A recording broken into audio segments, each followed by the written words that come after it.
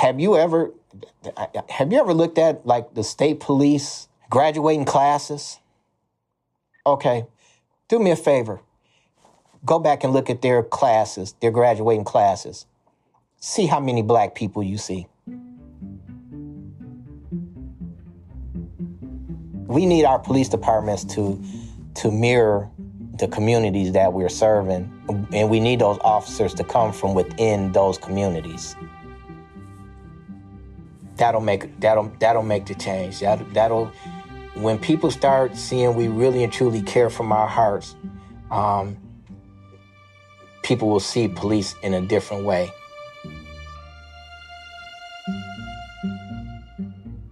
From the New York Times, I'm Michael Barbaro. This is The Daily. So, of course, it is disturbing the number of African Americans that are killed by police. And, this is raising a conversation and a number of questions about what are the issues that need to be tackled within police departments. And one of the things that comes up has to do with hiring practices and diversity. There's a growing consensus that to change American policing, police departments must look more like the communities they serve. I think to many looking in from the outside, it's hard to understand how the police force could be majority white and the community majority African American. How can there be such a disconnect or a discrepancy between the two? Today. We're hiring. Get off that protest line and put an application in. And we'll put you in your neighborhood and we will help you resolve some of the problems you're protesting about. The Daily's Lindsey Garrison spoke with one officer in Flint, Michigan, about his experience serving the community he grew up in.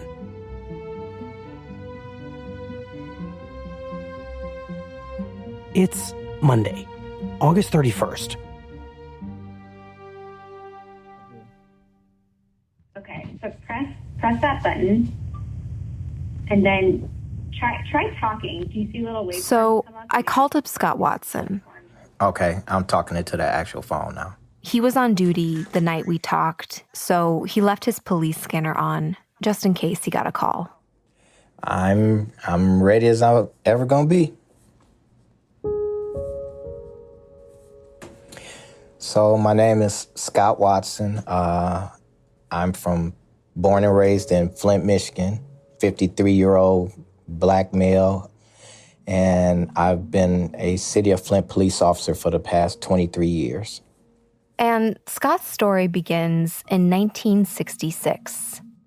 So my mom had me when she was 16.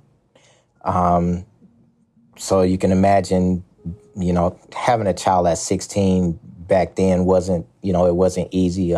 Coming from a single parent household, honestly, we struggled. Scott and his mom, they move into the lower level of her brother's house. It's in this neighborhood called St. John's, which is just on the edge of the Buick car plant. It was still segregated for the most part. And Scott's mom had a job at Sears. I was a loner child, and my mom never had to get me up for school and get me dressed. From tot lot on, I could get myself up and get myself together. I didn't require much. My mom's very nice. She did the best she could, but she was in love. She was in love with basically a bad boy. High school, he was one of the stud football players, but he liked the streets. And, so he ended up going to prison. And he says as a child, he didn't think much about his dad. My first real memory of him was going to Jackson Prison and visiting him. It was just, we went somewhere to visit a man that I really didn't know who, come to find out was my dad.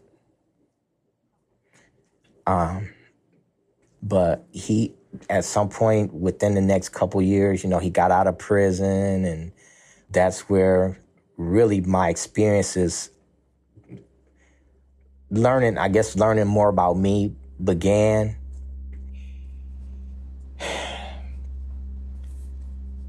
When his dad comes home from prison, it totally changes Scott's life.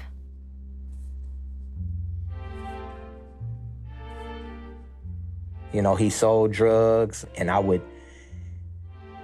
didn't have a bedroom, so I slept on the couch in the living room. You know, it was nothing for me to see strange people in the house all the time, people knocking on the door, the wee hours of the morning to buy drugs. You know, I walked in the bathroom, I would see people shooting up heroin. That's what my dad was addicted to, heroin. I could open up a bathroom drawer, I would see pieces of rubber that they used to tie it off, needles, you know, needles with blood on them. At a very young age, I knew the difference between boy was heroin and girl was cocaine. And, you know, we kept it in the basement, in the washing machine, and in the dryer. I mean, you know, there was guns in every corner of the house. I had opportunity to see it all. Things that, you know, kids should know, but I was never one of those kids who would touch any of that stuff. And Scott's dad, he barely acknowledges Scott. He kind of treats Scott like he's not even there. I mean, it's kind of bad to say, but, you know, he would take me to the drug houses, and he would leave me there, and he would leave with his friends, or they would talk about drug activity right in front of me, and his friends would kind of look like, you know, should we be doing this? And he would just tell them, I mean, you don't have to worry, he ain't gonna say nothing. And he was right. I would never say anything about his business. You know, you have to remember back in those days, kids stayed in a kid's place. So, you know, that was all adult stuff. But I took it all in. The only time his dad really does pay attention to Scott is when he brings him into the business. So back then, you know, a lot of people were on assistance. You had first of the month, people would get their checks, and him and his friends, they would go in people's mailbox and take their checks, male or female. And, you know, I can remember my dad dressing up like a lady and taking me with him to the bank to cash the check. And it looked good, you know, having a little kid with you, but it's like, wow. And it seemed like I'm talking more about my dad because the most of the negativity and the positivity actually kind of comes from him, because I wanted to be everything that he wasn't. That drive, Scott says, it motivates him in his quiet way. He keeps on with school and his homework. He makes himself something to eat, sometimes just ketchup sandwiches for lunch or dinner. And every free moment he has, he pours himself into his escape, basketball. Slide to Clyde Austin, and now we're going to see little Jimmy Blacklock. It was the escape for me. I mean, day and night, if there was something basketball related on TV, I watched it. You saw it. The Harlem Globetrotters used to have a variety show back then, so I started learning how to do, you know, little tricks and drills and stuff, and just got good at it. Bruce Briggs is trying to keep the game under control. He takes his basketball literally everywhere with him. He even sleeps with it. Like some kids have teddy bears and stuff. I didn't have any of that. I had a basketball. Basketball was my best friend. It was, as I got older, it was my girlfriend. It was my woman. It's like nothing else, you know, really nothing else mattered to me other than to be the best. So it took me away from all the negative things that, you know, were happening around me. And while Scott is outside spending these hours on the street and, you know, just in his everyday life, going to school, he sees police officers everywhere. They're doing community policing in his neighborhood then. They're doing foot patrol while he's growing up. Actually, a friend of mine, his sister, she was on the police department. He knows several of his friends whose family are police officers. So they were pretty much positive role models when I was coming up.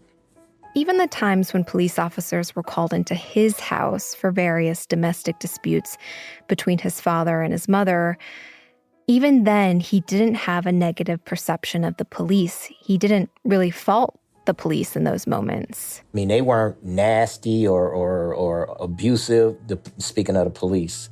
At the time, they just tried to get the problem solved. So I didn't think anything bad about them. Like I say, it was more a reflection on my mom and dad. So those were mostly good experiences. But then Scott turns 13. And then this would be a negative experience. A friend of mine, his name was Billy. He was like 15. He was not a bad kid. He was just kind of mischievous, he's just kind of a mischievous kid. But him and some more guys broke into a house, and the police showed up, and Billy took off running out the back door and went to jump a fence. And a white police officer shot him in the back of the head with his shotgun, killed him. And that touched off some real tensions. People were starting to riot and so that was kind of my first bout with kind of like some perceived racism, white police officer, black kid. You shot a young black boy in the head who was running away from a property crime, and you killed him.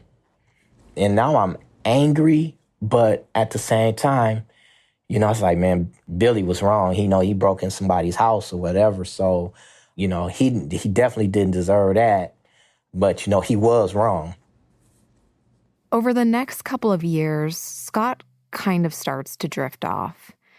His grandmother dies, which hits him really hard. And he stops playing basketball. He starts skipping school. Even if he attends class, he doesn't really engage. He just sits there quietly.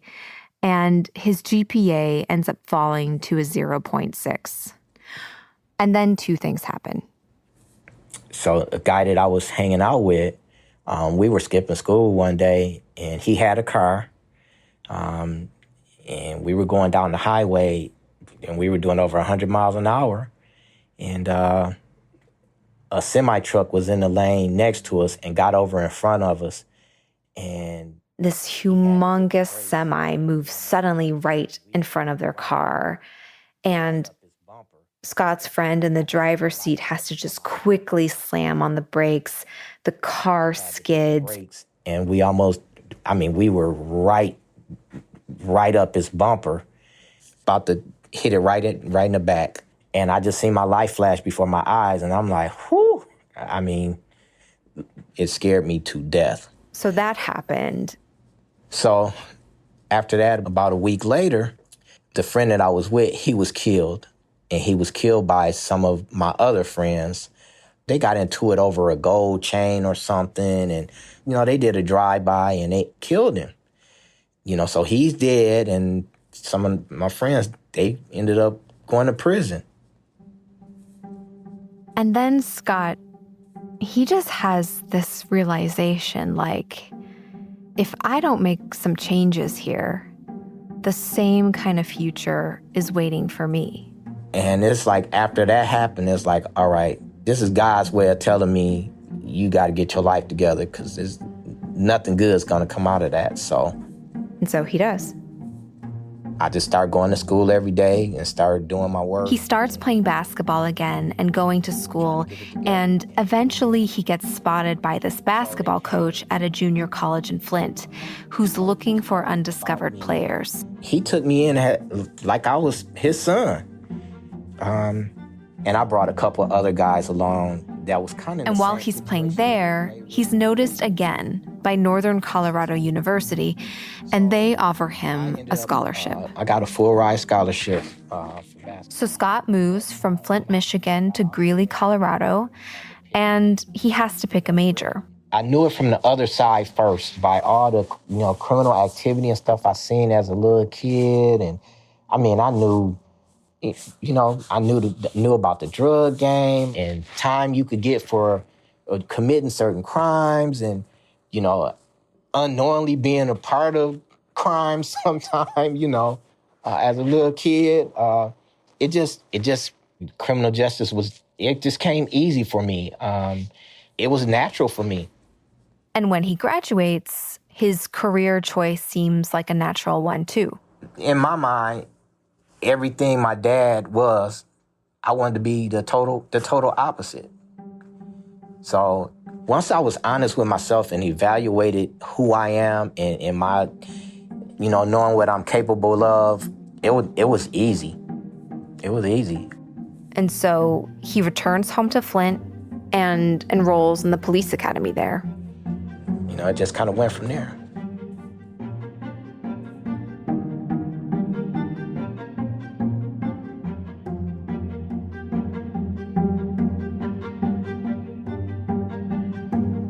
We'll be right back. At Facebook, we continue to take critical steps to better secure our platforms, including more than tripling safety and security teams to 35,000 people, and partnering with security researchers, other tech companies, and law enforcement. What's next? We support updating internet regulations to address today's challenges and hold companies, including Facebook, accountable for combating foreign election interference, protecting people's privacy, and enabling safe and easy data portability between platforms. Learn more at about.fb.com/regulation. So Scott moves back home to Flint, and he enrolls in the Flint Police Academy.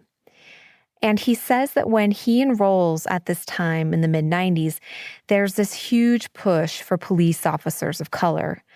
The current police chief at the time is Black, and he's really trying to increase the number of Black police officers in that department. And Scott really wants to be a part of that. Now, my mom was just like, a police officer? You don't look like a police officer. So I'm explaining to her, I'm like, so what does a police officer look like? And she really didn't have she just knew it didn't look like me.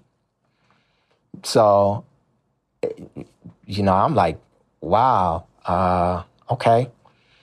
But I know me, and who better to protect my community than me? North End County units, clear to copy ATL, Marathon So, County. my first day on the road, we hit the ground running from, I think my first night on the road, we ran like 50 radio calls. 1028-306. So Scott says they're responding to these calls, him and these two supervisors he's with. And it's like every call they respond to, Scott knows everyone. And these white officers are like, man, every call we go on, I think I impressed my training officers because every call that we went on, the people knew me. And I'm just like, hey, I grew up here, I played sports here. So yeah, I know a lot of people. and for Scott, it was like this call to duty is being validated on his very first day of the job. I don't think there's anybody better to do that job than myself. But then in his first year, I was out of training. I was working by myself, and an officer got in a chase trying to stop a vehicle. Scott is called in to help pursue a Black suspect who fled during a traffic stop. So the suspect got out of his vehicle and he took off running through the yards. Now, it's winter time. When I say winter, I mean it is freezing outside, freezing cold, and it had been snowing a lot. So, here in Michigan, we don't shovel our backyards or whatever, so the snow is high. So anyway, this guy, he jumps out his vehicle and he takes off running, and he runs through these people's yard, and he tries to jump a wooden fence, and the fence breaks. He doesn't have a coat on or anything. And he lands in all this heavy snow. And Scott gets out of his car and he's walking up to this scene. And all these white officers all showed up, and they all kicked snow on him, kicked snow on his face, on his head. And it made my heart drop. So I stepped right in between all of them, pick him up, brush the snow off of him, handcuff him, put him in the back seat of my car, and I cut the heat on, and I transport him to the station.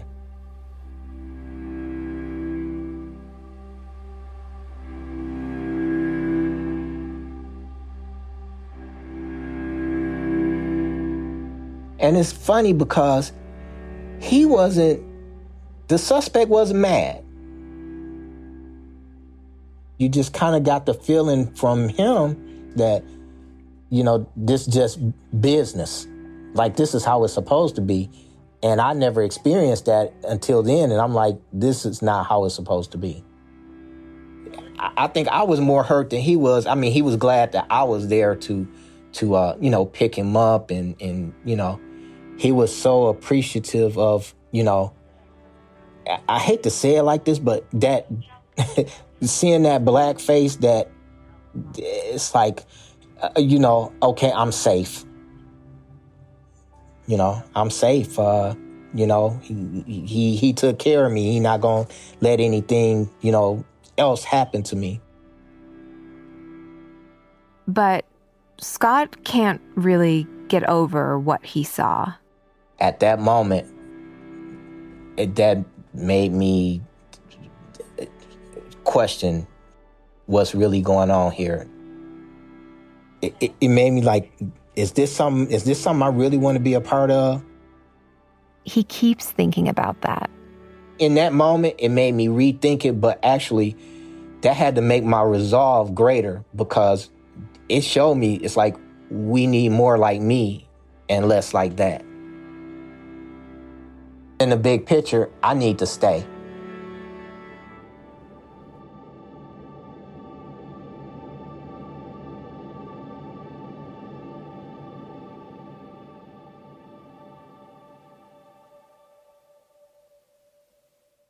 Scott continues to work in patrol for a number of years, and then he moves on to this special squad where he's investigating drugs and gangs on the streets of Flint.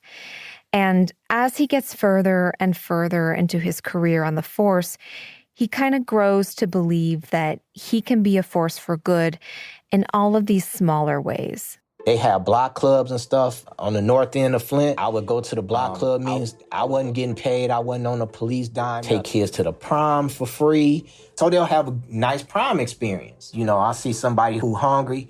I go in my pocket and, give them money so they can get something to eat. People, they can always reach me by my cell phone or, go get the food for them because I don't buy cigarettes and alcohol for them. They have my number. They can pick up the phone and call me and I can take care of the problems. I'm always trying to help people out with their issues. In 2006, after Scott is in the department for nearly a decade, something happens in Flint. The black pastors complained that there wasn't enough minorities in the upper administrative positions in the police department. It didn't reflect our community. So the black pastors it was a white mayor, they wanted him to do something about it. And, it's an interesting time in the police department because it's almost equal parts white officers and equal parts black officers. Scott said that basically the black officers that were recruited by the black police chief in the 90s, back when Scott joined, a lot of those officers were still around. But what the pastors were complaining about was that hardly any of those black officers were in positions of command. The captains, the lieutenants, the sergeants, all the way up to the chief, those positions were overwhelmingly white. So the black pastors it was a white mayor, they wanted him to do something about it. So he came up with the idea of having a group of officers outside of the regular ranks, be above everybody in the regular ranks, and they were called a Citizen Service Bureau. And then he promotes 4 black officers into that group. But there was no rhyme or reason how he chose these people. There was no testing. There was no nothing. Just who he wanted. So almost immediately, the police unions respond. The white officers in the department got together with the union and filed a lawsuit. And it was a reverse discrimination lawsuit. More than 40 officers file a reverse discrimination lawsuit complaining that the mayor had no basis for those promotions. He didn't follow any procedure, and he overlooked qualified white officers in those promotions. Well, the black officers hold up here. this is unfair to us. If there's no testing procedure, it affects us also. And it's like, wow. So, long story short, all the white officers, the lowest amount of money they got was like $25,000. The white officers actually win the case. The city loses millions of dollars, and Scott is feeling totally blindsided. It felt like, honestly, us against them at that point. When you see all the white officers band together, and basically we were, the black officers were kept out. And it's like, we're not one. I mean, so yeah, there's you guys over here and us over here. And that's pretty much how Scott comes to think about the department, as two departments. So, for us blacks, we like, wow, y'all walk around here preaching, thin blue line, and we're all brothers. But I think people, they had a thin blue line kind of wrong. Within that thin blue line is a racial divide also. And that's the part that I don't think people see. We smile in each other's faces, but in the back of your mind, when the chips are down, there's a division. And, you can tell when they're in their circles, when it's just them, it's a lot different than when they're around us.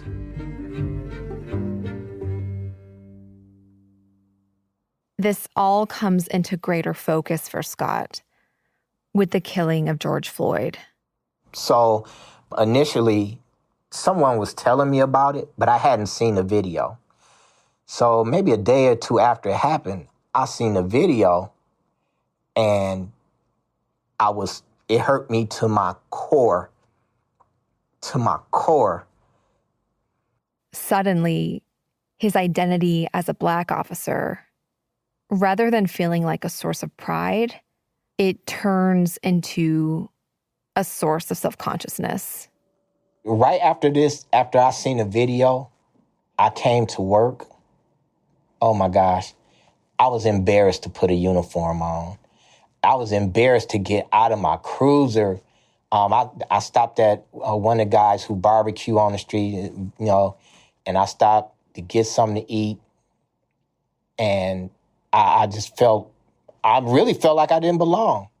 The embarrassment that I felt, and like people looking at me like, there go one of them right there. That's what I felt. And I just want to stay out the way. I don't want to make no traffic stops. I don't want to.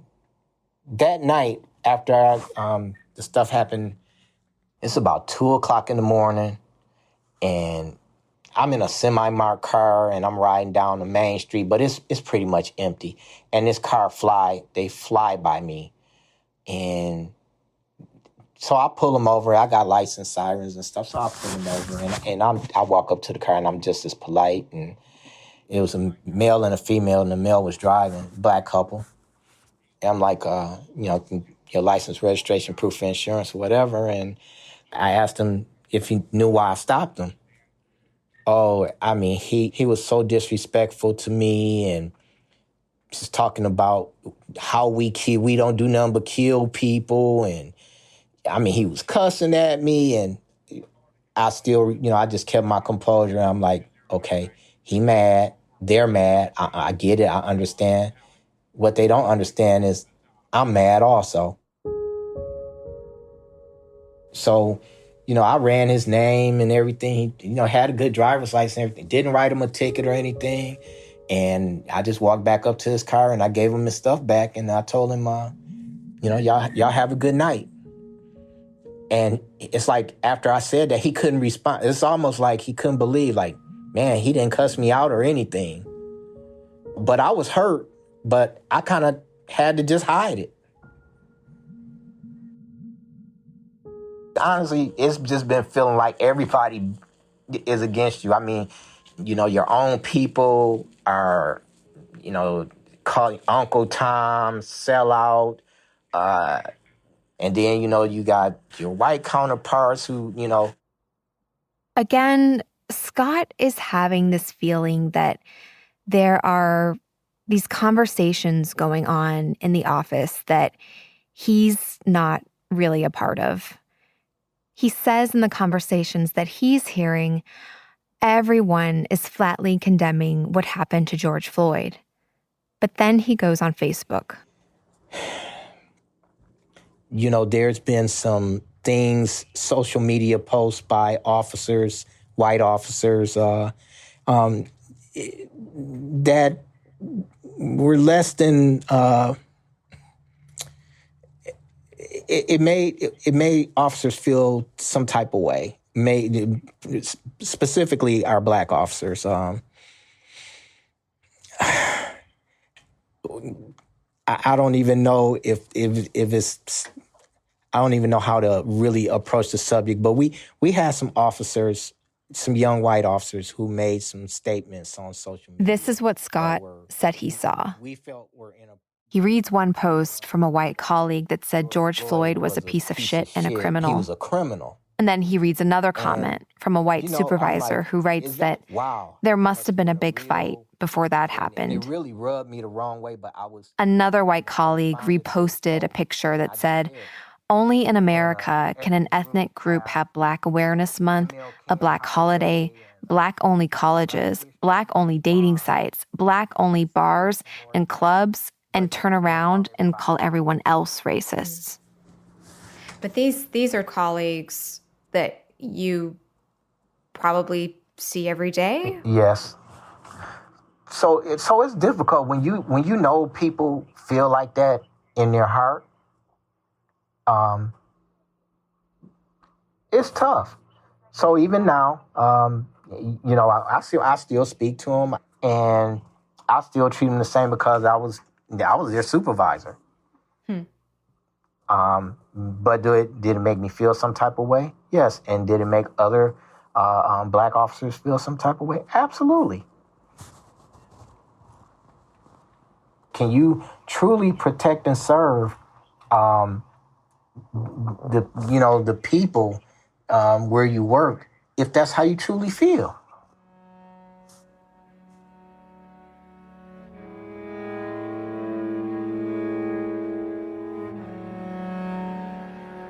Do you think, Scott, you've been able to make a difference in policing? Whew. It probably depends on which day you talk to me, because some days, I try to help people every day. And I help a lot of people. I get calls from jails and prisons all the time, and attorneys and prosecutors and victims, and so I look at individual things, where I've been able to help people in one way or another, and I take those as wins. But when I look at the overall career and where we were at when I came on the department and where we're at now, it doesn't feel like a win. What's that feel like? Crap. It makes you feel like crap. I don't want to say it's been wasted, but if we as black officers haven't changed the minds and hearts of our white officers, it just don't feel like a win. So, where do we go from here? Where do I go from here? I'm trying to get my mojo back, but I keep seeing the same stuff. I haven't seen change. I haven't seen real change yet. but I'm going to retire and I'm going to go off into the sunset. I hate to retire in a sense because who replaces me? Will it be, someone not from our community? So the real answer is, I don't know.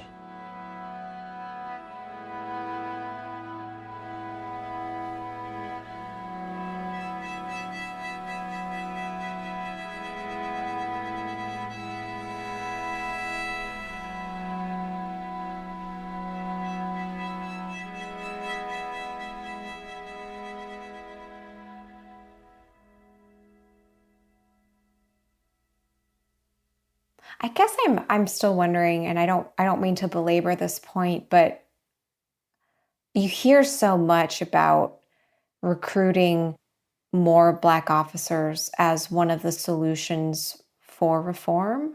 And I feel like this kind of call for diversity happens each time. I mean, when Michael Brown was shot, a big criticism was that the Ferguson Police Department didn't go home at night to Ferguson. They went to their suburbs far away from Ferguson. They didn't actually live in the community they policed. And after the Dallas shootings, the 5 officers in Dallas were shot. I remember that Dallas police chief said, if you want to change, we're hiring. Get off the protest line and come into the police department. Yeah. And that's true. And is that true, though? Is that the thing that will change? Or would you get a flood of Black police officers who are, I don't know, divided from the white officers, and you have these 2 departments instead of this one department, and that would limit the change that those Black officers could bring? I mean, that's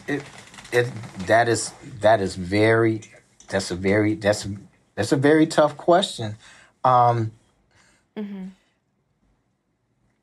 I don't know. I don't have a definitive answer for that, but I will say this. I just went to the park not too long ago, and I had a brand new basketball that was sitting around my house that I bought for my son. And I went to this one park, and I'm like, you know what? I'm gonna just go out there and just get me some shots up and just kick it with the people that I know, And when I'm done, I'm going to let them keep this basketball. So when they have good games going on or whatever, they'll have a really good basketball to use, be the park basketball. But it's little things like that. But that's just me, that's just me.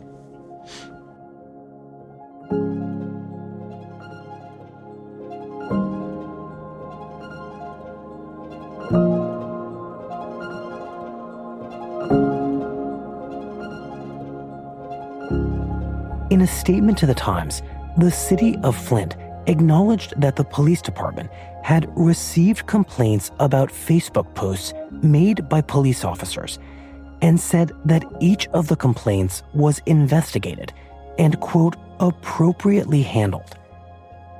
They also noted that the department has recently launched a special recruitment effort to hire more officers who are from Flint. The city has also hired a new chief of police, Terrence Green, who was himself born and raised in Flint. Green has said that addressing the morale of officers is among his first priorities coming into office. He begins his post tomorrow.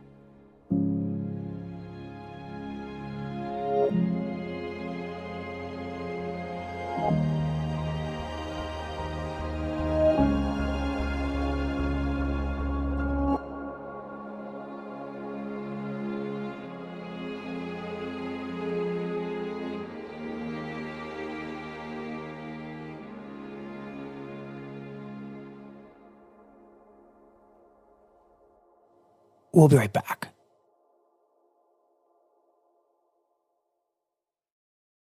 This podcast is supported by Quibi, the streaming service with fresh original stories that unfold in minutes.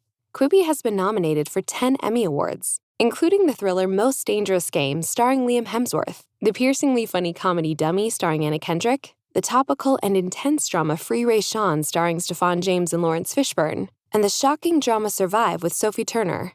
Watch shows like you've never seen, told in minutes.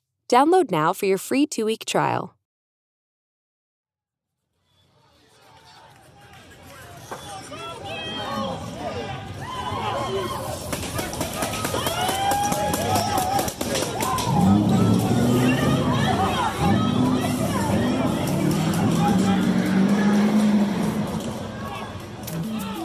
Here's what else you need to note it. Over the weekend, a man affiliated with a right-wing group was shot and killed in Portland, Oregon, during a confrontation between supporters of President Trump and demonstrators protesting police brutality. Get him out of here! The pro-Trump supporters had staged a rally that involved driving through downtown Portland, where they clashed with protesters who have demonstrated there for months since the police killing of George Floyd. The man who was shot and killed was wearing a hat with the insignia of Patriot Prayer, a far-right group based in the Portland area that has clashed with protesters in the past. President Trump, who has repeatedly highlighted the unrest in Portland in his re-election campaign, said it was the latest evidence that Democratic-run cities are out of control. In a tweet defending his supporters, the president wrote, quote, "The big backlash going on in Portland cannot be unexpected." In response, his Democratic rival, Joe Biden, accused the president of, quote, recklessly encouraging violence.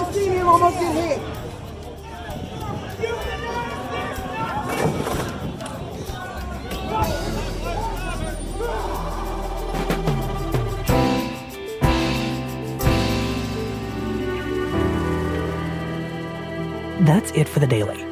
I'm Michael Barbaro. See you tomorrow.